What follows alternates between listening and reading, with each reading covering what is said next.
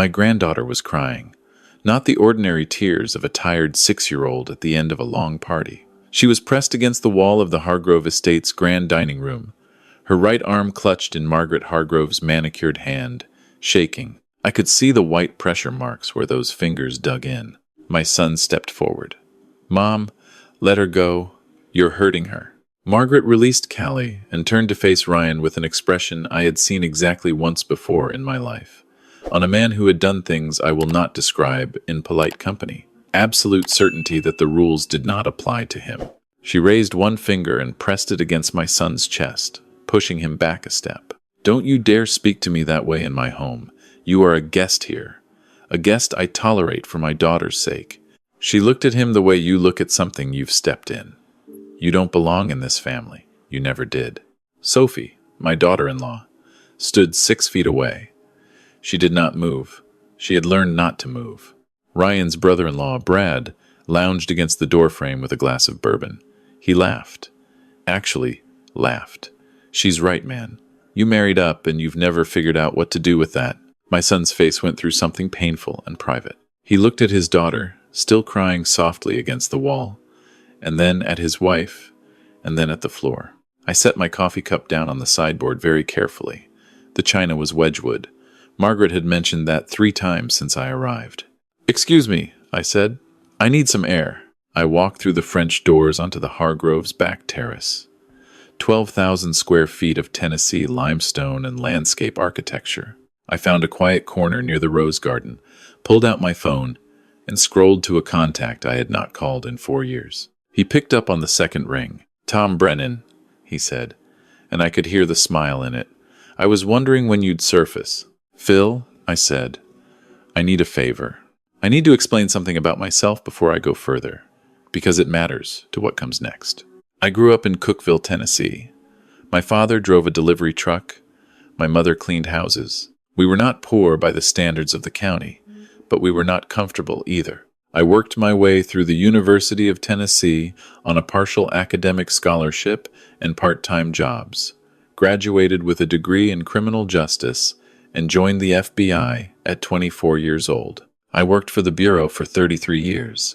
I ended my career as special agent in charge of the Memphis field office, overseeing 140 agents, coordinating with DEA, ATF, and federal prosecutors across 4 states. I worked organized crime, public corruption, financial fraud.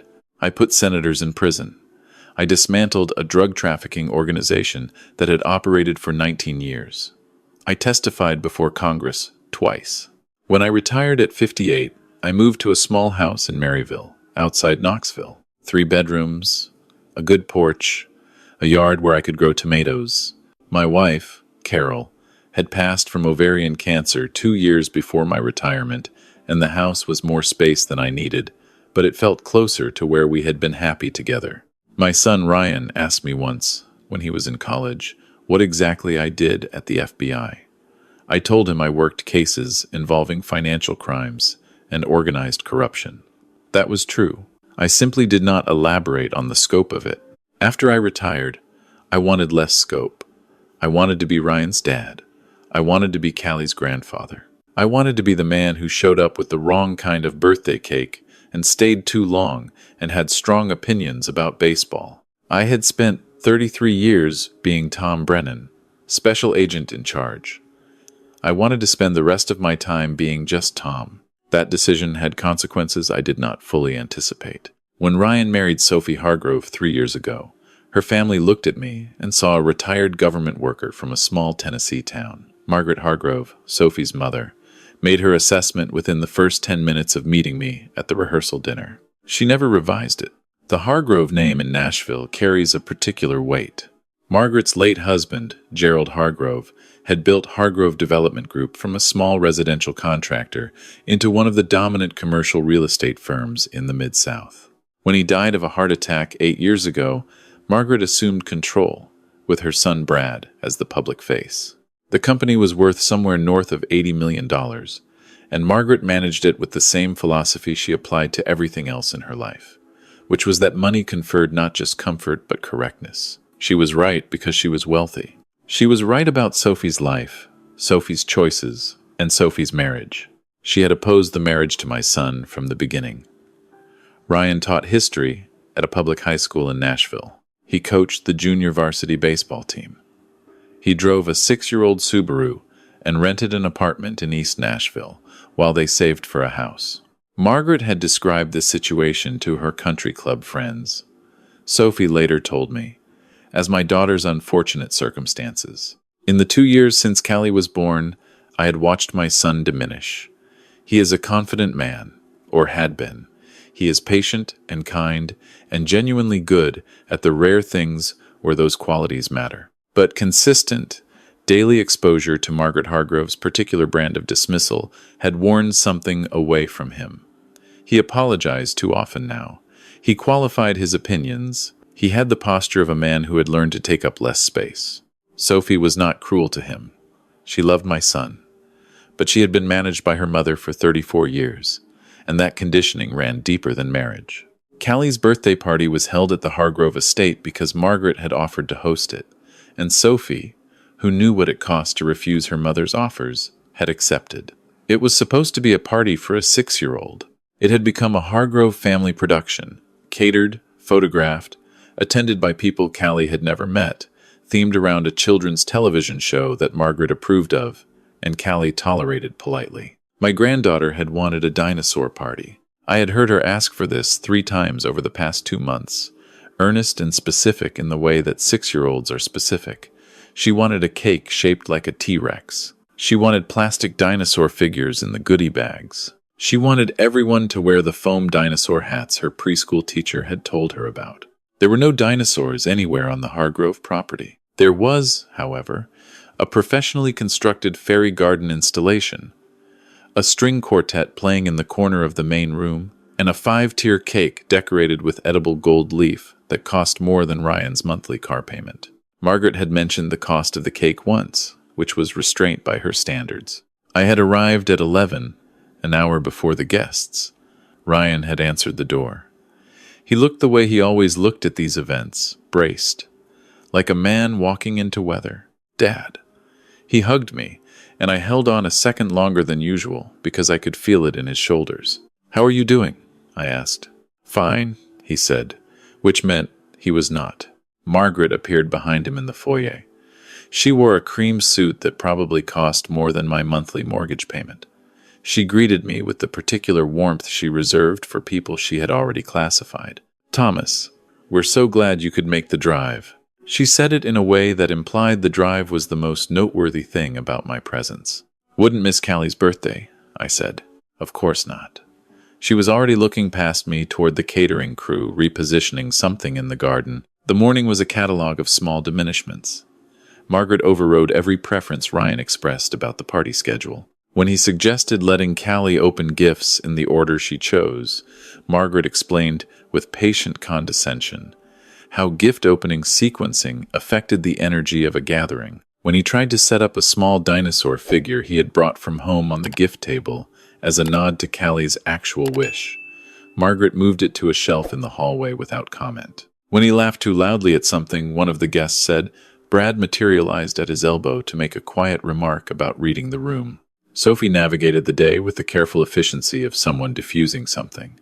She managed her mother, managed her husband, managed the guests.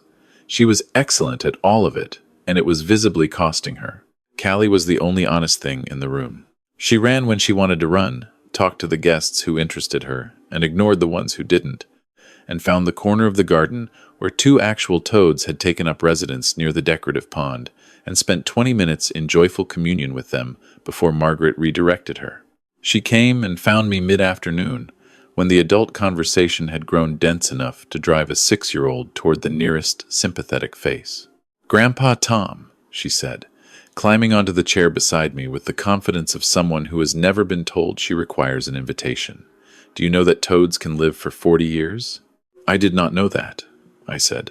40 years, she repeated, clearly still processing the magnitude of this. "That's almost as old as Daddy.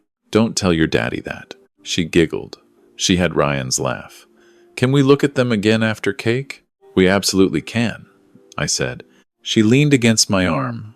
I noticed she was being careful, which was not a word that applied naturally to Callie. She was editing her movements, not running, keeping her voice at an indoor level. She had been learning the rules of this house. It was not long after that Margaret decided Callie's enthusiasm about the toads constituted a behavior problem requiring correction. I will not describe what I felt in that dining room in detail. I am 66 years old.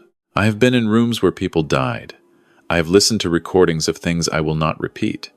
I have trained myself over decades to treat my emotions as information rather than instruction. When Margaret grabbed my granddaughter's arm and the child cried out, I did not let what I felt become what I did. What I did was walk to the rose garden and make a phone call. Phil Dorsey had been the U.S. attorney for the Middle District of Tennessee for 11 years. Before that, he had been a federal prosecutor in my district. I had worked with him on 3 significant cases. He owed me nothing, and we both knew he would do anything I asked within the bounds of the law, because that was the kind of relationship we had built over 2 decades. I told him what I had witnessed. I told him where I was and what I needed. Tom, he said, when I had finished, I'll make some calls. I also sent a text to a woman named Karen Stills. Karen ran the Nashville office of the Tennessee Department of Children's Services. We had crossed paths during a child exploitation investigation in 2009. She was not someone who moved slowly when a child had been harmed. Then I activated the voice recorder on my phone, slipped it into my breast pocket, and went back inside. Margaret was in the living room, explaining to Sophie why today's events had confirmed her long-standing concerns about Ryan's ability to manage social situations. Ryan was in the hallway. I found him standing with his back against the wall. Callie pressed against his side, her face still wet. You okay? I asked her. She nodded, but she was holding onto Ryan's hand with both of hers. I want to go home, she said quietly. I know, sweetheart, Ryan said. He looked at me over her head with an expression I recognized from when he was 9 years old, and the world had done something to him he didn't have language for yet. Dad, I think we should just give me a few minutes, I said. I returned to the living room and sat down across from Margaret. Brad was there, still with his bourbon.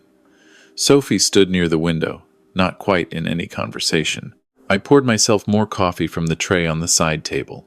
The coffee was very good. Everything in the Hargrove house was very good. I had noticed that quality, like Margaret herself, was deployed less for pleasure than for the establishment of hierarchy. Margaret, I said pleasantly, tell me something. When Callie was crying, what were you hoping to accomplish? She blinked. She had not expected the question, or the tone of it. I was correcting behavior that Sophie and Ryan have consistently failed to address. Callie runs. She shouts. She interrupts adults. These habits will not serve her. She's 6, I said. Standards begin early. I raised 2 children who understand how to conduct themselves in adult company. She looked at Brad, who raised his glass slightly in acknowledgement. And you believe physical force is an appropriate teaching method for a 6-year-old? I applied appropriate redirection, Margaret said. Her voice had taken on the particular firmness of a woman who has not been questioned in a long time and does not enjoy the experience. What happened after was an overreaction on Callie's part. The bruising on her arm is also an overreaction? Silence. Margaret looked at me the way she always looked at me, with patient tolerance for someone who did not understand how things worked. Thomas, she said, I understand this seems significant to you, but you're not really in a position to... The doorbell rang. Margaret's head turned toward the front of the house with an expression of pure annoyance. She looked at one of the catering staff. See who that is? The young woman came back 30 seconds later. Ma'am, there are 2 people from the Department of Children's Services asking to speak with an adult resident. The room changed in a way that is difficult to describe unless you have seen it before. I have seen it before. It is the moment when people who have operated without accountability realize that accountability has found the address. Brad straightened up. Sophie turned from the window. Margaret's expression went through 3 things in quick succession: confusion, anger, and something that in someone with more self-awareness might have been fear. What on earth? She said. I called them, I said. When I stepped outside, Margaret stood. You had no right. A child, in my presence was physically harmed by an adult. I reported it. That's not a right. That's a responsibility. The DCS workers were professional and thorough. Their names were Wilson and Park. They were calm, respectful, and absolutely immovable. They photographed Callie's arm, where the finger marks were clearly visible against her pale skin. They took a separate statement from Callie in a room with Sophie present. They took statements from Ryan and from me. Margaret attempted, several times, to interject the information that she was Margaret Hargrove, that she was a significant donor to 3 Nashville nonprofits, and that she knew the district supervisor personally. Wilson and Park received this information without visible reaction and continued their work. Brad called an attorney. He was on his phone in the kitchen within 4 minutes of the DCS workers' arrival, his voice low and urgent. I sat in the living room and drank my coffee. When Wilson returned from taking Callie's statement, she looked at me for a moment. You mentioned on the call that you have experience with these situations. 33 years with the FBI, I said. I know how documentation works. She nodded. We'll be in touch. Ryan appeared in the doorway after the DCS workers had gone. Sophie was behind him with Callie, who had fallen asleep against her mother's shoulder with the sudden completeness that belongs only to children. Ryan looked at me. He looked at his mother-in-law, who was standing near the fireplace in the posture of a woman whose world had just rearranged itself without her permission. Your FBI, Margaret said. Her voice was not quite steady. Retired, I said. Special agent in charge, Memphis Field Office. I left in 2016. The silence was the kind that has weight. All this time, Margaret said, and something moved across her face that I had not seen there before. You let us, you never said. You made assumptions, I said. I let you make them. People show you who they are when they believe you have no power over them. I looked at her steadily. I've learned more about you and your son in the past 2 years than you realize. Ryan's voice was very quiet. Dad, how long have you known that you were unhappy? Since the rehearsal dinner. That the situation was getting worse? Since last Thanksgiving. I looked at my son. I waited because it wasn't my decision to make. It's yours and Sophie's. But what happened today with Callie, I stopped. That wasn't something I could watch and walk away from. We drove in Ryan's Subaru, Callie asleep in her car seat in the back. Sophie sat in the passenger seat. Nobody spoke for the first 10 minutes. The Nashville skyline passed and gave way to the smaller roads of East Nashville, the neighborhood Ryan and Sophie had made into something that actually resembled their life. Sophie broke the silence. I didn't know, she said. About what you did, what you were. I know. She talked about you like you were. She stopped. She said things. About Ryan's family not being the right kind of people. About you living in a small house. I know what she said. And you just let her. I didn't need her to think well of me, I said. I needed to understand her. And I did. Ryan pulled into their driveway and cut the engine. He sat with his hands on the wheel. Dad, he said, I have to ask you something. Go ahead. Did you plan this? Coming today knowing something might happen? Having those contacts ready? It was a fair question. I had thought about how to answer it honestly. I came because Callie wanted me at her birthday party, I said. I hoped nothing would happen that required me to do anything. But I came prepared, because the last 3 times I visited, I saw enough to know that this situation was not stable. And Callie is 6 years old, and she cannot protect herself. Ryan was quiet for a long time. Then he said something I was not prepared for. I should have protected her. Ryan. I stepped forward and Margaret pushed me back and he pressed his hands over his face. I froze. My own daughter was crying and I froze. I put my hand on the back of his neck the way I had when he was small and the world had been too large for him. You have been managed by that woman for 3 years, I said, systematically and deliberately. What happened to you today is not weakness. It is the result of sustained pressure on a good man. You stepped forward. That matters. He didn't speak for a moment. What happens now? Sophie asked from the passenger seat.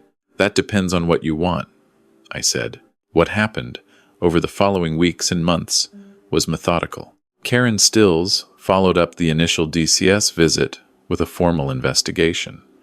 The documentation was clear. The injuries were documented. Callie gave her account to a child advocate specialist in language that left nothing ambiguous. Margaret's own statements, captured clearly on my phone's recorder, did not help her position. She had explained, with evident conviction, that physical correction of children was both appropriate and necessary. Margaret retained an attorney within 48 hours. He was a significant Nashville figure named Theodore Marsh, who had represented wealthy clients in sensitive situations for 30 years and was accustomed to making problems of this nature disappear through the application of money and social pressure. He placed several phone calls. Some of them, I later understood, went to people who had at various points in their careers been in federal courtrooms, where I had also been present. Those calls did not have the desired effect. The DCS investigation resulted in a formal finding of child abuse by physical injury. Margaret Hargrove was referred to the district attorney's office for review. The district attorney's office, as it happened, had recently opened a separate investigation into Hargrove Development Group following an anonymous tip regarding bid manipulation on 3 public construction contracts. The tip had come from a source I am not at liberty to identify, except to say that 33 years in federal law enforcement creates certain relationships with people who notice certain things. Phil Dorsey, as U.S. Attorney, had no jurisdiction over state criminal matters. But federal jurisdiction did apply to the question of whether those same construction contracts had involved any federally funded projects, which 2 of them had. Phil is thorough. He had noticed this. Brad Hargrove, who was the operational face of the company, retained his own attorney approximately 10 days after his mother retained hers. Sophie filed for legal separation 6 days after Callie's birthday party. She and Callie moved into my son's apartment, which was too small for 3 people but became, I observed on my visits, considerably happier than the Hargrove estate at its best.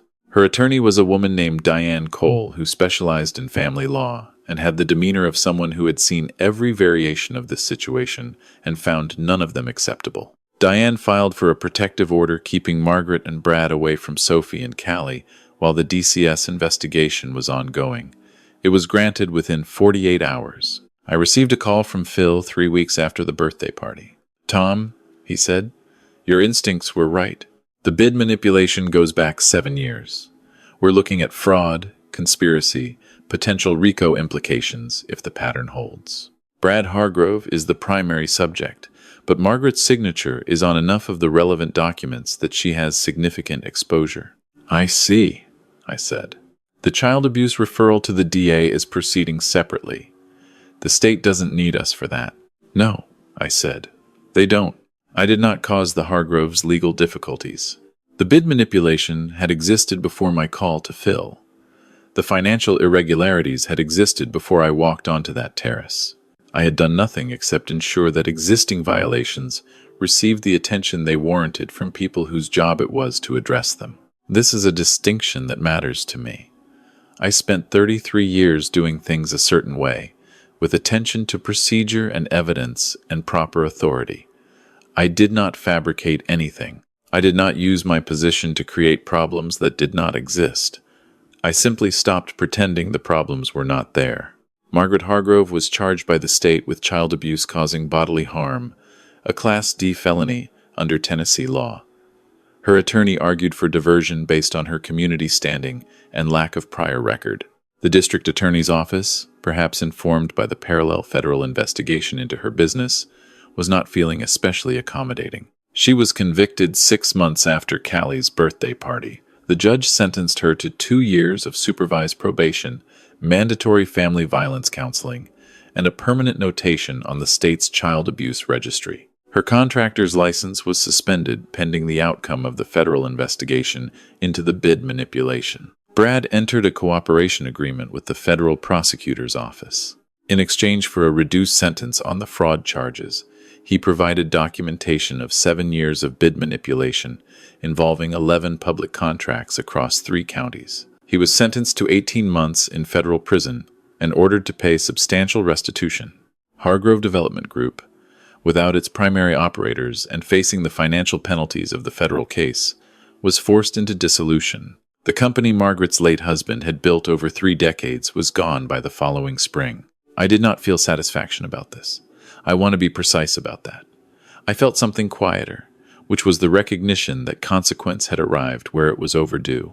Ryan and Sophie reconciled. Slowly, and with the help of a counselor they found on their own initiative, which mattered more to me than if someone had recommended it.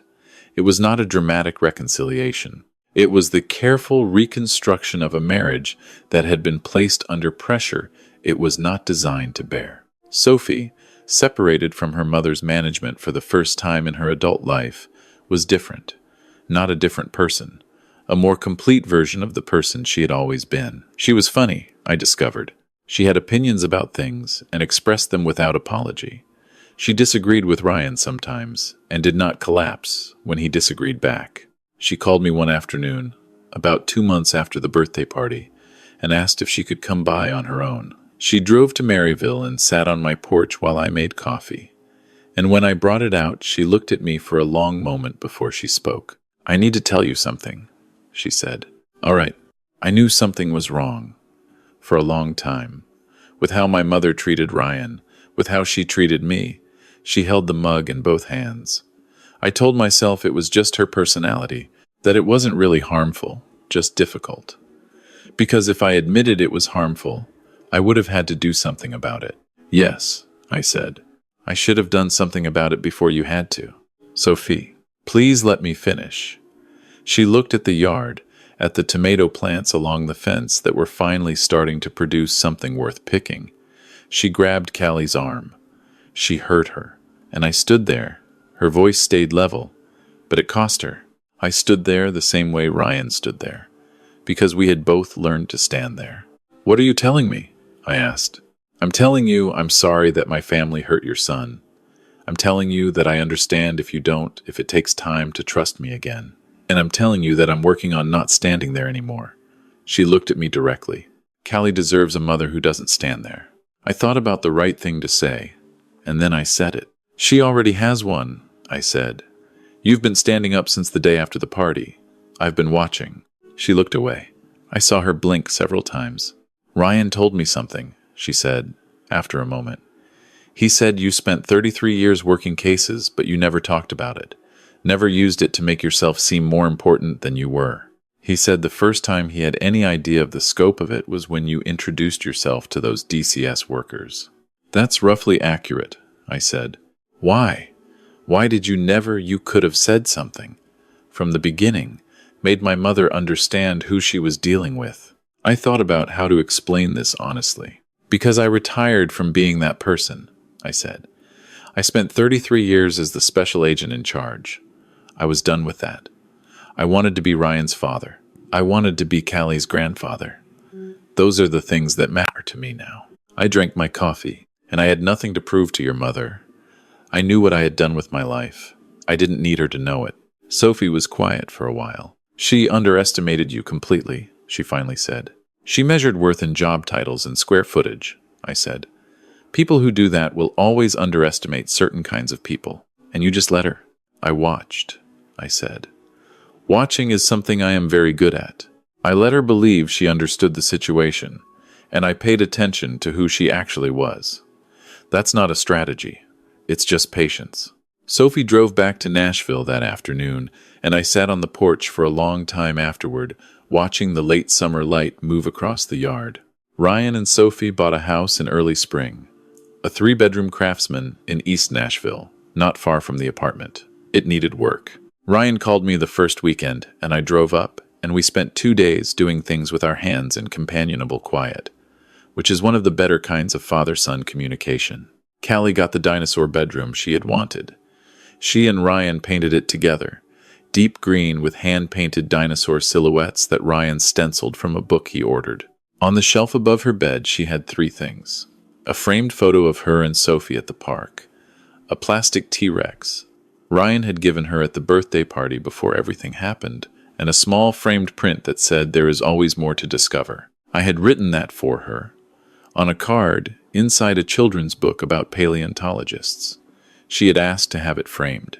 6 months after the birthday party, I received a letter. It had been forwarded through the DCS caseworker to our family attorney, and then to Ryan, who gave it to me without comment. Margaret Hargrove had written it by hand. 6 pages, which surprised me.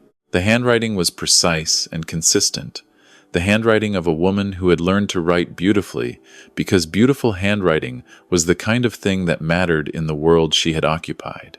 I will not reproduce what she wrote in any detail. Some of it was excuse, and some of it was genuine. I have read thousands of statements from people who had caused harm, and I know the difference, though the difference is sometimes subtle, and people contain both things simultaneously. She wrote about her own childhood, which I had not known and did not expect her to disclose. She wrote about the standards she had been raised to and the way those standards had calcified into cruelty without her noticing the transition. She wrote about her late husband, what he had required of her, and what she had required of their children to compensate. She wrote about Callie. What she wrote about Callie was clear and unequivocal. No justification. No, I was only trying to. She wrote, I hurt a child, a small child who had done nothing wrong. I hurt her because she was happy, and her happiness was inconvenient to my expectations. I do not have words for that are sufficient. I am not asking for forgiveness. I am asking you to know that I understand what I did. I sat with the letter for several days before I showed it to Ryan. He read it in the kitchen of the new house while Callie was asleep upstairs and Sophie was working late. He read all 6 pages, and then he set it down and we were quiet for a while. What do you think? He asked. I think some of it is real, I said. I think some of it is also what someone who has lost everything arrives at when they have enough time alone, which is not the same as it being false. What do we do with it? That's for you and Sophie to decide, I said, about whether you want any kind of communication, about what, if anything, Callie knows. I looked at my son. There's no correct answer. You're allowed to want nothing to do with her. You're also allowed to leave the door open at a distance. Neither choice is wrong. Ryan nodded slowly. She has a granddaughter she'll never know, he said. It was not quite sorrow and not quite satisfaction. It was just the recognition of consequence.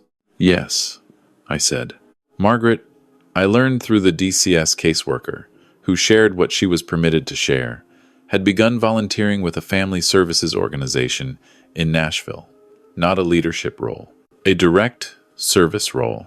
She showed up on Tuesday evenings and worked with families navigating crisis. Her attorney had initially suggested community service hours as a condition of her plea.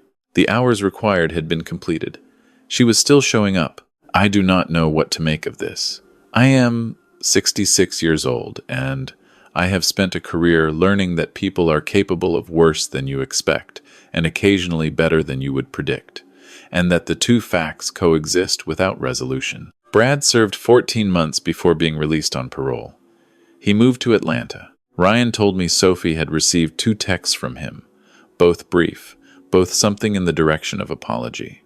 She had not responded to either. Some people make a turn. Some people write the right words without quite making the turn. Time answers the question that the moment cannot. Callie turned 7 in the spring. We had the party in Ryan and Sophie's backyard. It was not catered. Sophie made the cake, a yellow T-Rex with green frosting that listed slightly to one side and was magnificent. Ryan set up a dinosaur dig in the sandbox, plastic bones buried for Callie and her friends to excavate. I brought the film projector I had found at a thrift store in Maryville, and we set it up to show a documentary about the La Brea tar pits on the side of the fence as it got dark. Callie wore a foam dinosaur hat she had found at a party supply store, and threatened with cheerful seriousness to make everyone else wear one too. Most of the adults complied. At some point in the evening, after the documentary and the cake and the excavation, Callie found me in my folding chair at the edge of the yard and climbed up beside me with the physical confidence of someone who has never questioned her welcome.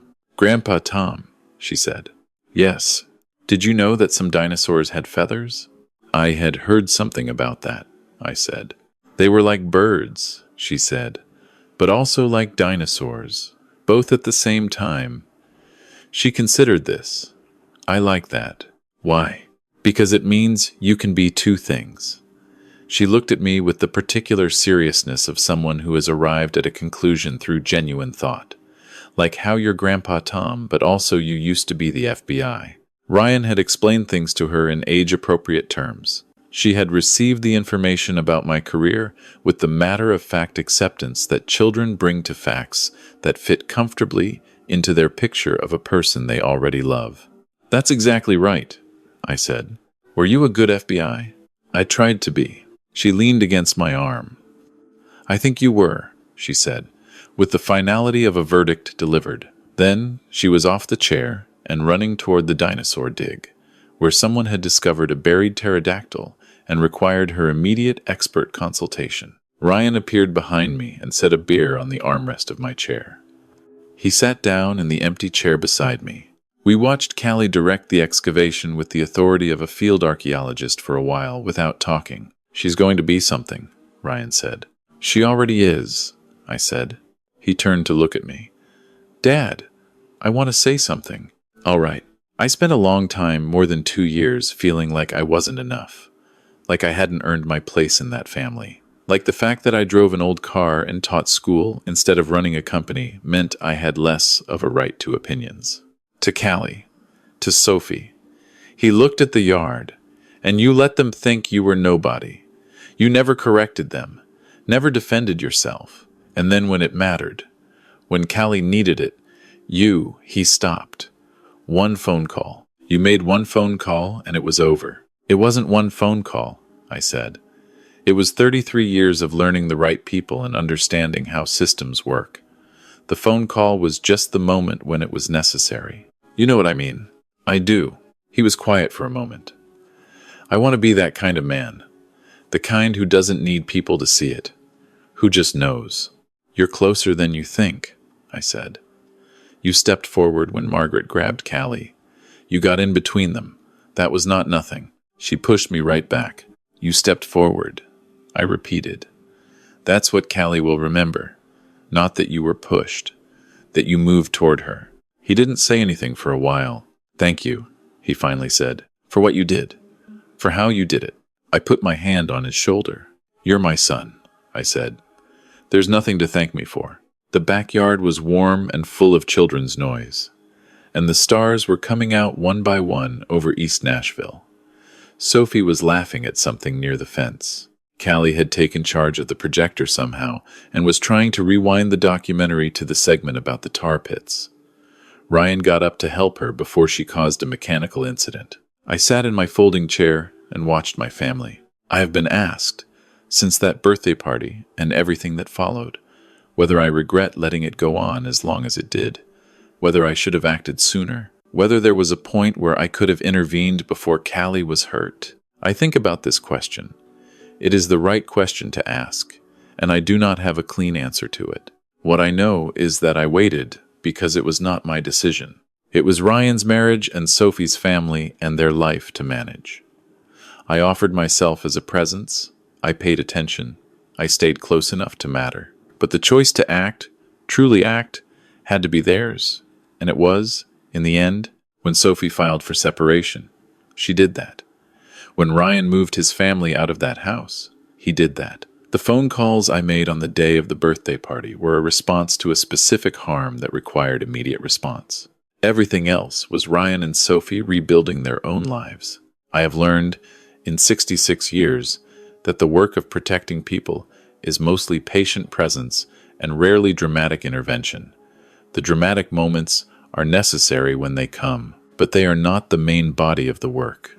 The main body of the work is showing up, staying close, watching carefully, being the kind of person your family knows they can count on without knowing exactly why they feel that way. That evening, before I drove back to Maryville, Callie insisted on showing me something with the plastic dinosaur figures Ryan had arranged on the fence rail as decoration. She had reorganized them into a specific configuration that apparently represented a scientific principle she had encountered in the documentary. "They're traveling together," she explained, moving the figures with careful hands. "Because dinosaurs that traveled in groups were safer. It's called a herd." She looked up at me. "Did you know that?" "I did not know that," I said. She nodded, satisfied. "Family is like that," she said, with the certainty of a child who has arrived at a truth through something other than instruction. Yes, I said. It is exactly like that. She handed me a small plastic stegosaurus and told me to hold on to it because it was mine now. I put it in my coat pocket and drove home with it, and when I got back to Maryville, I set it on the windowsill above the kitchen sink, next to the tomato plant that had come inside for the winter. It is still there. I see it every morning when I make my coffee. It means more to me than anything I have in the file boxes in the back bedroom. The commendations, the letters from district judges, the framed photograph with the Attorney General from 2011, all of it. One small plastic stegosaurus from a 7-year-old who loves dinosaurs and travels in a herd that includes me. That is the work that matters, not the cases that made the news, not the names I could drop, the calls I could make, the position I once held. The quiet, daily work of being someone that a child trusts enough to hand a plastic dinosaur to, knowing without thinking about it that you will take good care of it. If you've been listening to this, thank you. Please leave a comment below telling us where you're hearing this from, and if this story meant something to you, share it with someone who might need it. To hear more stories like this one, click on the next video. We'll be here.